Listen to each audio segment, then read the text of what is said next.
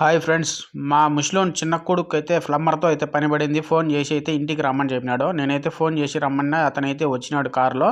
పిలుచుకొని అయితే పైకి వెళ్ళిపోదాము. పిలుచుకొని అయితే పైకి వచ్చేసినాను కానీ ఏం పని ఉంది అని చూస్తే ఇక్కడ వచ్చి పైపులన్నీ పగిలిపోయినాయంట బాత్రూంలో. ఇలా బాత్రూమ్ చూడండి ఏ విధంగా అయితే ఉందో. వీళ్ళ బాత్రూములు చూడు ఎంత ఒక బెడ్రూమ్ ఉన్నట్లు ఉంది. స్నానం చేసేదానికైతే ట్రబ్బు, దానిపైన వచ్చి షవరు.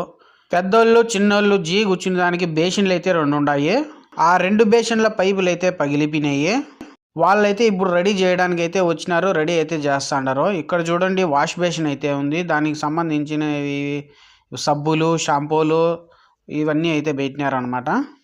ఈ బాత్రూమ్ అయితే ఒక బెడ్రూమ్ అంత అయితే విశాలంగా అయితే ఉంది.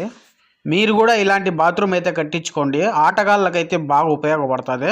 మీలో ఎంతమంది ఇలాంటి బాత్రూమ్ విశాలంగా కట్టుకున్నారో కామెంట్లు అయితే తెలియజేయండి. మీకు ఈ వీడియో నచ్చితే లైక్ చేసి, షేర్ చేసి, సబ్స్క్రైబ్ చేసుకోండి. బాయ్.